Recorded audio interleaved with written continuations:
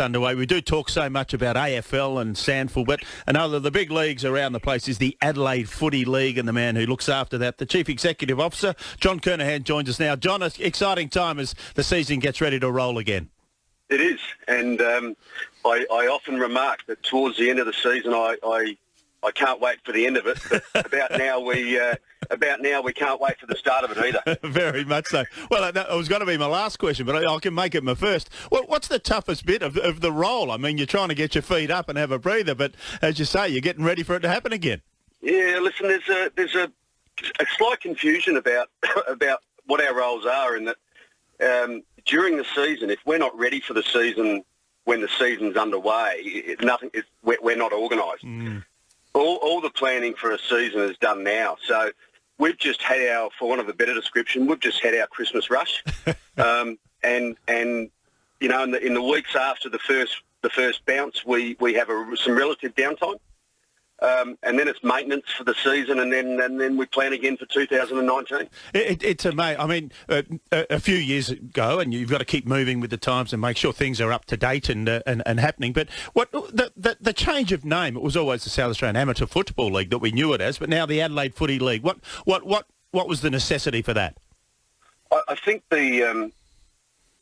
probably the main issue was that we had been operating under the guise of the South Australian Amateur Football League, and that had been our name for 107 years.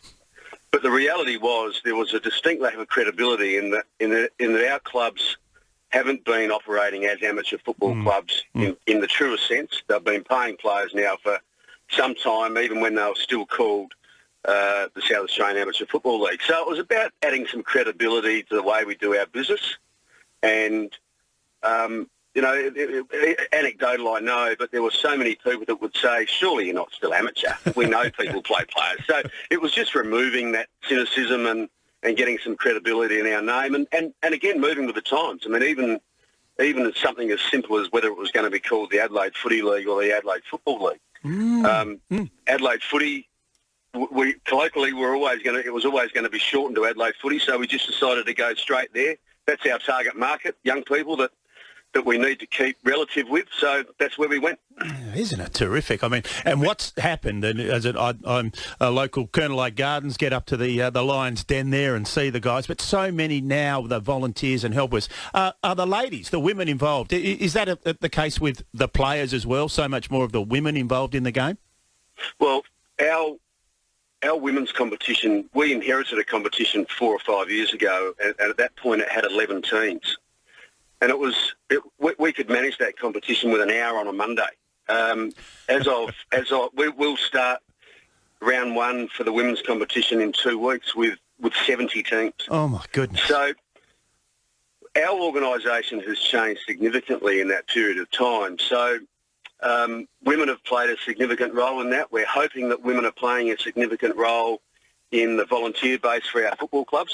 We're encouraging our traditional participants, being the men, that they need to make way for the women so that their football clubs become more welcoming for everyone.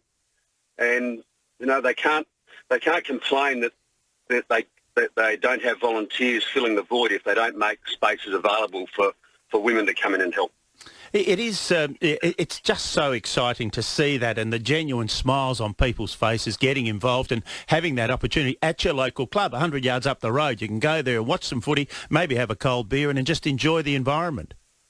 Well, I was only talking to the Brighton Footy Club, John C. Bickler and Kim Steer recently, and they're going as far as little things like having their decor neutral, as against wood panel with premiership photos adorning the walls and everything else, so that people can go into their football club, whether they're football people or not, and feel welcome. So the whole dynamic's changing, and for the better. We reckon for the better. An interesting one, you say, for the better. I see the umpires set to focus more on player safety. Wakefield Hospital providing free concussion seminars for players? We have... our focus as a league in the last couple of years has really drawn into the welfare of our players. So there's a major focus at the national level on concussion. Clearly, we've got the Greg Griffin / John Platten type agenda at the moment, but we have a role at our level of footy as well. It's still, we're not immune to it. So we're spending a significant amount of time on development of our volunteers that look after our players. So that's for concussion, it's for mental health, it's for general welfare of our members. We need them to be as healthy as possible, whether it be physically or mentally, so that they're enjoying their time with our league. It's so important. The other very, very, I think, prominent, but just been so well regarded and accepted is now the club officials there at the home ground on match day who have that responsibility to look after the umpires, to keep the crowd safety. All of those sorts of things have been fully embraced by those people that have that responsibility. Oh, and we have a lot to be thankful for that as well. It's been a tough road. Even in 4 or 5 years, we've doubled our participation in umpires. Our own umpires tell us that their experience at a ground is now far more enjoyable than it was in the days when they had their eyesight questioned and their weight and everything else and who their mother might have been. All that sort of stuff seems to have it's gone. It's a far more productive and positive environment for everyone to participate. It is terrific. A big signing. Did I see that Prince Alfred Old Collegians have grabbed Nathan Cracker into their coaching group? That's a great plus for the competition. Oh, it is, and we are seeing a lot of players that have Sandthorn and AFL experience lobbing on our doorstep simply because we think we're promoting a really positive environment. So for a bloke like Nathan Cracker to come and play in our competition is not only a tick for the Prince Alfred Old Collegians Football Club, but and I appreciate this is self-serving, it's a tick for us as well. So I'm hoping that he makes himself available for our state match against Victoria in June. But so we've all got our touch points on that. Yeah, careful. Yeah. Yeah, it'll be terrific, won't it? Just on, it's still one of the great competitions, I think, that promotion relegation. I mean, it's a challenge for all clubs involved and, trying to prevent, of course, going down, but desperately trying to go up. It must lead to some amazing situations. Well, the beauty of our competition is exactly as you've just described it. So we could have a side that could go through a competition and win 2 or 3 matches, and that's demoralising whether you're playing cricket, netball or football. That's just not an experience that we line up for.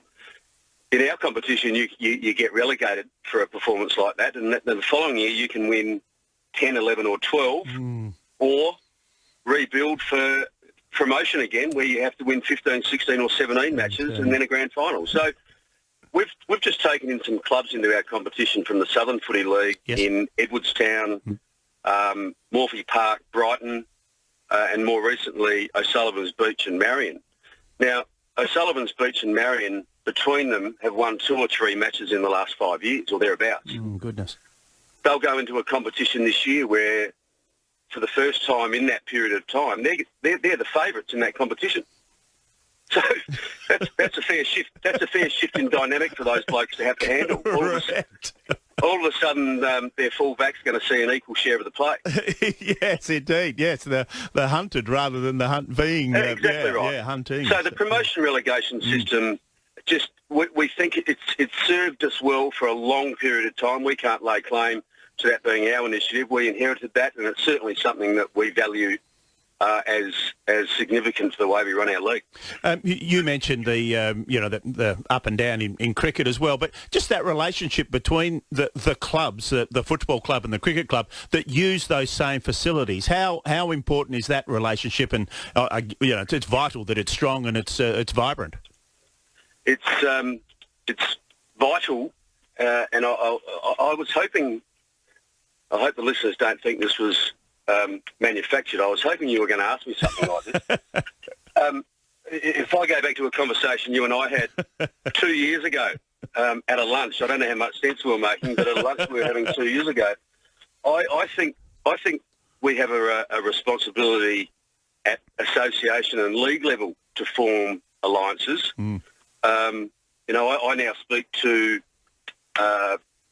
Adelaide Turf about how we're going to make sure that they can complete their season without any interruption, and they pay us the courtesy of making sure that we can finish ours at the same time. So as long as we're doing that at our end, that can only cascade into club level. I would go so far as to say that whether it be at association or club level, that it's our responsibility to make sure that we forge stronger relationships, because there's no reason we can't operate as a cricket and football type environment, whether it's formal or not, to keep young people playing sport. Yes, involved in the sport. And yeah, it is. I mean, you share those facilities. It would just be a catastrophe if there was bickering between, I'm sure there's a couple of little issues, but to make sure that the associations are working hand in hand is got to be vital.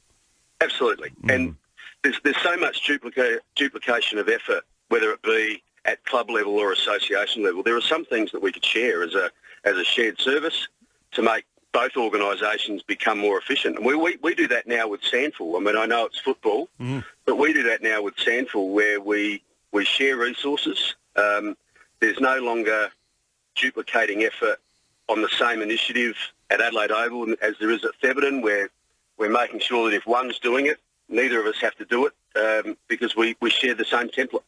Very much so. Round one starts just a month or so, 3 weeks, a month away. And round one, it's going to be a ripper. Ross Trevor Old Collegians up against Adelaide Uni. Who's doing the draw? You got the cliffhanger already, the blockbuster, right for round one. Well, I don't know. I don't know if anyone. I mean, Uni's my old club, so yes. I don't know if they'd be too happy going up against Ross Trevor round one. I mean, I know they've got to play them at some point in time, but Ross Trevor are they're flying on and off the field at the moment. So Adrian Rocco's got them in a really good spot. Prince Alfred have come back. So I don't know if I'd be game enough to put anyone down as a sure thing at the moment. It is just so exciting, mate. Thanks so much for your time. Look forward to our next lunch. It is great to catch you, but sounds so positive. It's a great way to get along and enjoy the local footy, the bounce of the ball, as I say, and just enjoy it. It's going to be another great year, the Adelaide Footy League. Thanks a lot, John. Thanks very much, Flip. Cheers now. Good. John Kernahan there, the Chief Executive of the Adelaide Footy League. And, exciting times. Get along to your local community and enjoy. Always great fun.